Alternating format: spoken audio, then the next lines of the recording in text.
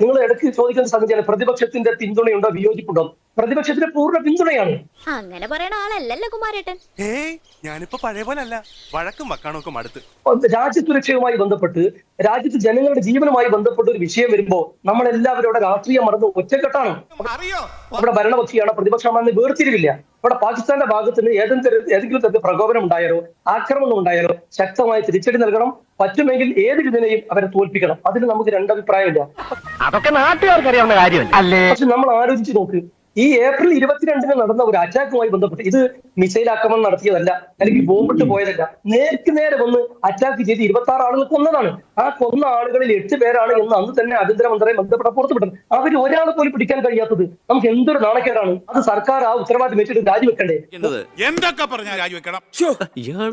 മുമ്പത്തെ ആഭ്യന്തരമന്ത്രി ബോംബെ കലാപത്തിന്റെ ഭീകരാക്രമണം ഉണ്ടായപ്പോ ശിവരാജ് പാട്ടീൽ രാജിവെച്ചത് ഓർമ്മയില്ലേ? അതെന്തുകൊണ്ടാണ്? അത് കുറ്റവാളികളെ പിടികൂടാൻ വൈകിയതിൽ പ്രതിപക്ഷം ആരോപണം ഉന്നയിച്ചപ്പോ ധാർമ്മിക ഉത്തരവാദിത്തം വെച്ച് രാജിവെച്ചതാണ്. അഞ്ചാം ഉണ്ടെങ്കിൽ നരേന്ദ്രമോദിയും അമിത്ഷായും രാജിവെച്ച് രാജ്യത്തോട് മാപ്പ് പറയണ്ടേ? അത്രയും വേണോ? 22-ാം തീയതി തൊട്ടിട്ട് ഇന്ന് 5-ാം തീയതിയായി ഇതുവരെ എന്തേ ഇവരെ പിടിക്കാഞ്ഞത്, അല്ലെങ്കിൽ എന്തേ ഇവരെ കുറിച്ച് യാതൊരു വിവരവും ഇല്ലാത്തൊന്നുമില്ല. ആ ധാരണ ഒന്നാമത്തെ തെറ്റാണ്.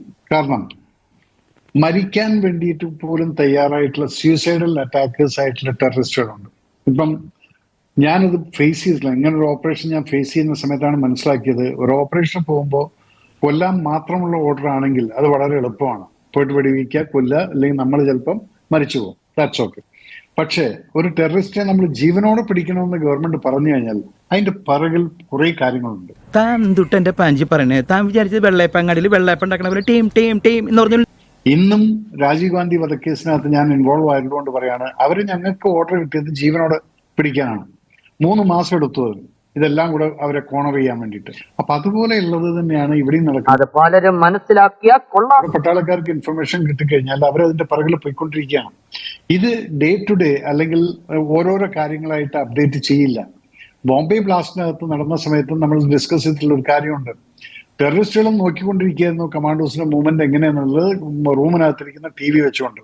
അപ്പൊ അതുകൊണ്ട് ഇങ്ങനെയുള്ള ഒരു നാഷണൽ സെക്യൂരിറ്റി ലെവലിൽ വരുന്ന സമയത്ത് ഇവരെന്ത് മൂവ്മെന്റ് ചെയ്തു, പട്ടാളം ഏതുവരെ എത്തി, ഇവന്മാരെ എവിടെ ഏതുവരയ്ക്കാണ് ഇവരെ ചേസ് ചെയ്തിരിക്കുന്നത്, എന്താണ് ഈ ഇൻഫർമേഷൻസ് ഒന്നും സർ പുറത്തു വിടില്ല. ആരോടും ഇതിങ്ങനെ എത്ര വട്ടം പറഞ്ഞു. കാരണം എന്ന് വെച്ചാൽ അവരെ ജീവനോടെ കിട്ടേണ്ടത് നമ്മുടെ രാജ്യത്തിന്റെ ആവശ്യമാണ്. എന്തുകൊണ്ടെന്ന് ചോദിച്ചാൽ ഇതിനകത്ത് ഏതെല്ലാം ആളുകളാണ് പിറകിലുള്ളത്, ഏതെല്ലാം രാജ്യങ്ങൾ ഇതിന്റെ പിറകിലുണ്ട്. ഇതിനെല്ലാം ഇവരെ കിട്ടിയാൽ മാത്രമാണ് ഇവർക്ക് എവിടെ നിന്ന് ഇൻസ്ട്രക്ഷൻ കിട്ടി, ഇത് നമ്മൾ റൂട്ട് കോസ് പിടിക്കണമെങ്കിൽ അവരെ ജീവനോടെ കിട്ടണം. അതത്ര എളുപ്പത്തിൽ നടപ്പുള്ള കാര്യമാണോ? വെറുതെ വെടിവെച്ചാൽ കൊന്നു കഴിഞ്ഞാൽ പറ്റില്ല. അപ്പൊ അതിൻ്റെതായിട്ടുള്ള സെക്യൂരിറ്റി റീസൺസ് കൊണ്ടാണ് നിങ്ങൾ ആരും അറിയുന്നില്ല. പ്രതിപക്ഷത്തിന് വേണമെങ്കിൽ പറയാം നമ്മളൊന്നും ചെയ്തില്ല എന്നുള്ളത്. പക്ഷെ കാര്യങ്ങളൊക്കെ കൃത്യമായിട്ട് നടന്നുകൊണ്ടിരിക്കുന്നതും അത് നാഷണൽ സെക്യൂരിറ്റിനെ മാത്രം വിലവെച്ചുണ്ട്. അതുകൊണ്ടാണ് ഞാൻ പറഞ്ഞത് പ്രതിപക്ഷ പാർട്ടികളും എല്ലാവരും ഇനി ഇതുപോലുള്ള ഈ ക്രിറ്റിസിസത്തിൽ വരുന്നതിന് മുന്നേ പത്രാജ്യം ചിന്തിക്കും. എന്തുകൊണ്ട് നമുക്ക് ചെയ്യാൻ പറ്റിയില്ല? നമുക്ക് കൊല്ലാൻ വേണ്ടി മാത്രമായിരുന്നെങ്കിലും സർജിക്കൽ സ്ട്രൈക്ക് നടത്തിയാൽ മതിയായിരുന്നല്ലോ. ഇതൊക്കെ ആരോട് പറയാം? കൈ കിട്ടിക്കഴിഞ്ഞാലും അവൻ കൊല്ലാൻ പാടില്ല, പിടിക്കാനുള്ള ഉത്തരവാണെങ്കിൽ അത് പിടിക്കണം. അപ്പൊ അതിൻ്റെതായിട്ടുള്ള സ്ട്രാറ്റജി പ്രവർത്തിച്ച് സർപ്രൈസ് എലിമെന്റ് സൂക്ഷിച്ചുകൊണ്ട് വേണം ഇവന്മാരെ പിടിക്കാൻ. അപ്പൊ ഇതുപോലെ ന്യൂസ് ചാനലിൽ ഇരുന്ന് നമ്മൾ ഡിസ്കസ് ചെയ്തിട്ട് ഇന്നടത്ത് പട്ടാളം എത്തിയിട്ടുണ്ട്, ഈ ഇൻഫർമേഷൻ എവിടെയെങ്കിലും ഇരുന്നിട്ട് പിന്നെ ഏതെങ്കിലും യൂട്യൂബിൽ ഇരുന്ന് കാണുന്നുണ്ടായിരിക്കും. അതുകൊണ്ടാണ് ഈ കാര്യങ്ങളൊന്നും പുറത്തു വിടാത്തത്. അപ്പൊ അത് പുറത്തു വിടാത്തത് ഗവൺമെന്റിന്റെ ഒരു വീക്ക്നെസ് ആയിട്ട് കണക്കാക്കരുത്. ഈ ഗവൺമെന്റ് പലപ്പോഴും പ്രൂവ് ചെയ്തിട്ടുള്ളതാണ് വി ആർ നോട്ട് വീക്ക് എന്നത്. കാർഗിൽ ആണെങ്കിലും ശരി, ബാലാക്കോട്ട് ആണെങ്കിലും ശരി, ഉറി ആണെങ്കിലും ശരി. അപ്പൊ ഇതിൻ്റെതായിട്ടുള്ള സ്ട്രാറ്റജി ഫോളോ ചെയ്യാണ്. അതുകൊണ്ട് Mister Shakir, please don't mistake or misunderstand. പോത്തിനോട് വേദോദാണ്, വെറുതെ സമയം കളയണ്ട. പറഞ്ഞ നമ്മുടെ ഇന്ത്യ 4ാമത്തെ സൈനിക ശക്തി എന്നാണ് ഇന്ന് നമ്മൾ പരിശോധിക്കുമ്പോൾ കാണുന്നത്. ആ സൈനിക ശക്തിയിലേക്ക് രാജ്യത്ത് എത്തിച്ചത് ആരാണ്? നമ്മുടെ തുടർന്ന് വന്നിട്ട് ഓരോ ഗവൺമെന്റുകളാണ്. എല്ലാ ഗവൺമെന്റിനും അതിൻ്റെതായ പങ്കുണ്ട്. അത് നമ്മൾ വിസ്മരിക്കുന്നില്ല. അത് നമുക്ക് എല്ലാവർക്കും ഇന്ത്യക്കാരത്തിൽ അഭിമാനിക്കാൻ കഴിയുന്ന സംഗതിയാണ്. എന്നാൽ പോരായ്മകൾ ഉണ്ടായിട്ടുള്ളത് ഭൂരിഭാഗം ഈ സർക്കാരിന്റെ കാലത്താണ്. മഞ്ജുഷ, ഈ വിഷയം നടന്ന സമയം മുതൽക്ക് നമ്മൾ കാണുന്ന ഒരു കാര്യം എന്താണ്? കോൺഗ്രസ് ഒരു ഭാഗത്ത് പറയുന്നുണ്ട് ഞങ്ങൾ രാജ്യത്തോടൊപ്പം നിൽക്കുന്നു, മറുഭാഗത്ത് അവരുടെ നേതാക്കൾ ഇപ്പം ജമ്മു എന്നുള്ള സൈഫുദ്ദീൻ സോസിനെ പോലുള്ള ആൾക്കാർ, അല്ലെങ്കിൽ മഹാരാഷ്ട്ര എന്നുള്ള വിജയ് ഭാരതിവാറിനെ പോലുള്ള നേതാക്കൾ, ഇവരൊക്കെ പറയുന്നതാണ്, ഇവരൊക്കെ ഇതിനെ ചോദ്യം ചെയ്യാണ്. പാകിസ്ഥാൻ ഒരു കാര്യം പറഞ്ഞാൽ അതെന്താ വിശ്വസിച്ചുകൂടെ? പാകിസ്ഥാൻ ഇത് അറ്റാക്ക് നടത്തിയിട്ടില്ല, നമുക്കത് വിശ്വസിക്കാം. അല്ലെങ്കിൽ ഇവിടെ വന്നിട്ട് തീവ്രവാദികൾ മതം ചോദിച്ച് ഐഡന്റിറ്റി ചോദിച്ച് കൊല്ലുന്നൊന്നും എനിക്ക് തോന്നുന്നില്ല എന്നൊക്കെയാണ് വിജയ് ഭാരതിവാറിനെ പോലുള്ള ആളുകൾ പറയുന്നത്. അപ്പൊ അവര് ഒരു ഭാഗത്ത് ഈ പറഞ്ഞ പോലെ രാജ്യത്തോടൊപ്പം നിൽക്കുന്നു, ഞങ്ങൾ ഗവൺമെന്റിന് എല്ലാ സപ്പോർട്ടും കൊടുക്കുന്നു എന്ന് പറഞ്ഞു, മറുഭാഗത്ത് ഈ പറഞ്ഞ പോലെ ചില ശബ്ദങ്ങൾ വന്നുകൊണ്ടിരിക്കുന്നു. രണ്ടും കൂടി ഒരുമിച്ച് വേണ്ട. ഇവിടുത്തെ കേരള പ്രദേശ് കോൺഗ്രസിന്റെ ട്വിറ്റർ ഹാൻഡിൽ വന്നൊരു പോസ്റ്റ് ഉണ്ട്. അത് പാകിസ്ഥാനിലെ പല നേതാക്കളും ഷെയർ ചെയ്യുകയാണ്. കാരണം അവർക്ക് ആക്ച്വലി ഡിഫൻസ് ആയി അവർ ഉപയോഗിക്കുന്നത് ഈ മെറ്റീരിയലാണ്. ഇന്ത്യക്കകത്ത് വരുന്ന ചില പൊളിറ്റിക്കൽ സ്റ്റേറ്റ്മെന്റ്സ് ആണ് അവർ ഇന്റർനാഷണൽ ഫോറമിൽ അവരെ ഡിഫെൻഡ് ചെയ്യാൻ വേണ്ടിയിട്ട് യൂസ് ചെയ്യുന്നത്. കണ്ടോ, ഇന്ത്യ വെറുതെ പറഞ്ഞുകൊണ്ടിരിക്കുകയാണ്. അവരുടെ ഉള്ളിൽ നിന്നുള്ള ആളുകൾക്ക് തന്നെ ഇത് സംശയമുണ്ട്. അപ്പൊ അങ്ങനെയുള്ളൊരു വോയിസ് പാകിസ്ഥാൻ ഇവിടുന്ന് പകർന്നു കൊടുക്കുന്ന ആരാണ്? കോൺഗ്രസ് ആണ്. അപ്പൊ അത് അംഗീകരിച്ചേ പറ്റൂ. നമ്മൾ എത്ര തന്നെ ഇപ്പൊ ഈ ചാനലിൽ പോലും നിങ്ങൾ നോക്കൂ, നമ്മുടെ ഏജൻസികളുടെ എഫിഷ്യൻസിയെ ചോദ്യം ചെയ്യാണ് ഇവിടെ കോൺഗ്രസിന്റെ പ്രതിനിധി.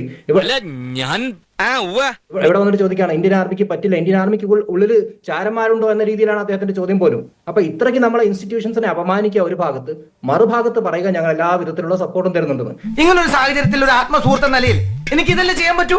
അതൊരു കുറ്റമാണോ? ഈ മുംബൈ അറ്റാക്ക് നടക്കുന്നതിന്റെ 2 മാസം മുന്നേ സെപ്റ്റംബറിൽ ഒരു ഡൽഹി സീരിയൽ ബ്ലാസ്റ്റ് നടന്നിരുന്നു. അന്നെന്തേ ശിവരാജ് പാട്ടീൽ രാജിവെച്ച് പോകാഞ്ഞത്? അന്നായിരുന്നു ശിവരാജ് പാട്ടീൽ ഏറ്റവും കൂടുതൽ മാധ്യമ വിമർശനം നേരിട്ടത്. ആക്ച്വലി കാരണം ഈ നീരോ രാജാവുമായിട്ടായിരുന്നു അദ്ദേഹത്തെ താരതമ്യം ചെയ്തത് മാധ്യമങ്ങൾ. അന്ന് രാജിവെക്കാത്ത ശിവരാജ് പാട്ടീൽ എന്തുകൊണ്ടാണ് അറിയോ ഈ മുംബൈ അറ്റാക്കിന് ശേഷം രാജിവെച്ചത്? കാരണം വെറും മാസങ്ങൾക്ക് ശേഷം 2009 ജനറൽ ഇലക്ഷൻ വരാൻ പോവായിരുന്നു. അപ്പൊ അന്ന് രാജിവെച്ചിട്ടില്ലെങ്കിൽ കോൺഗ്രസിന് അവരുടെ മുഖം രക്ഷിക്കാൻ സാധിക്കില്ല.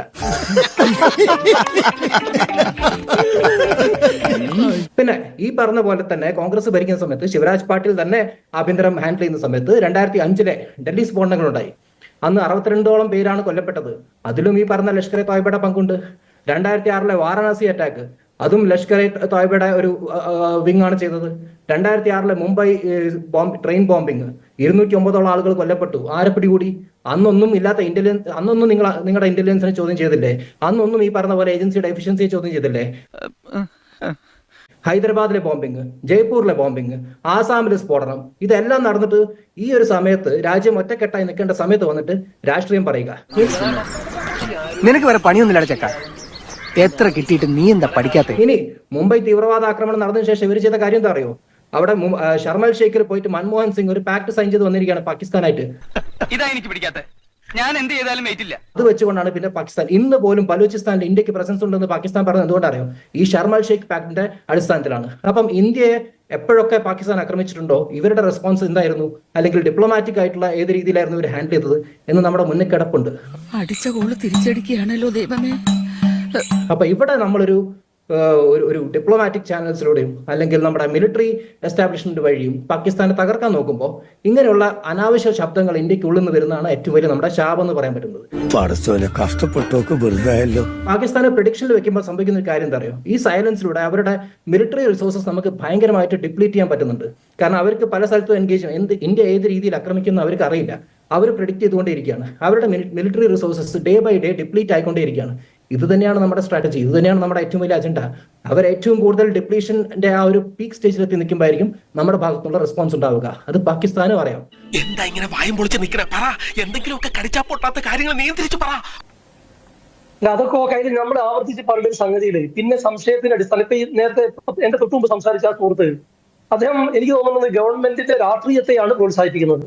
അതിന് അദ്ദേഹം അല്ല, താങ്കൾ പറയൂ, താങ്കളുടെ സമയത്ത് കോൺഗ്രസ് ഭരിക്കുന്ന സമയത്ത് കാണിച്ച വീഴ്ചകളെ ചൂണ്ടിക്കാണിക്കാൻ പാടില്ലേ?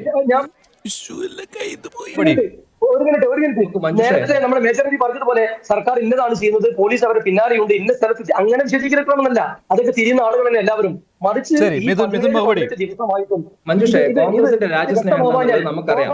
എല്ലാരും നല്ല തന്നെ പറയുന്നത്. ഞാൻ പറഞ്ഞ ഒരൊറ്റ കാര്യത്തിന് പോലും അദ്ദേഹത്തോട് മറുപടി പറയാൻ ഇപ്പോഴും അദ്ദേഹം പറഞ്ഞുകൊണ്ടിരിക്കുകയാണ്. കാരണം ഞാൻ എന്നെ ഇന്ററപ്റ്റ് ചെയ്യണമെന്നുള്ളതാണ് അദ്ദേഹത്തിന്റെ ഉദ്ദേശം. നിന്നെ എനിക്ക് അറിഞ്ഞുകൂടാ. എത്ര അൺഡെമോക്രാറ്റിക് ആണ് ഈ ചർച്ച കൊണ്ടുവന്നത്. നമ്മൾ സംസാരിക്കുമ്പോൾ ഇടപെട്ട് സംസാരിച്ചുകൊണ്ടേയിരിക്കുകയാണ്. അതായത് നമ്മുടെ ശബ്ദം കേൾക്കാൻ പാടില്ല. അതാണ് കോൺഗ്രസിന്റെ ഏറ്റവും വലിയ ആവശ്യം. ഞാൻ ഇത്രയും കാര്യങ്ങൾ ലിസ്റ്റ് ചെയ്ത് പറഞ്ഞു, കോൺഗ്രസിന്റെ വീഴ്ചകളെ കുറിച്ച് പറഞ്ഞു. അതിൽ അന്നൊന്നും ഇല്ലാത്ത രാജ്യസ്നേഹം അദ്ദേഹത്തിന് ഇപ്പൊ വരികയാണ്. എന്റെ കട പൂട്ടാറായി, ഒരു നമ്പർ കേൾക്കുന്നില്ല. അപ്പൊ ആർക്കാണ് ഇവിടെ രാഷ്ട്രീയം കളിക്കേണ്ടത് എന്ന് വളരെ വ്യക്തമായിട്ടുള്ള കാര്യമാണ്. കോൺഗ്രസ് ഈ സമയത്ത് രാഷ്ട്രീയം കളിക്കരുത്. ഈ സമയത്ത് രാജ്യത്തോടൊപ്പം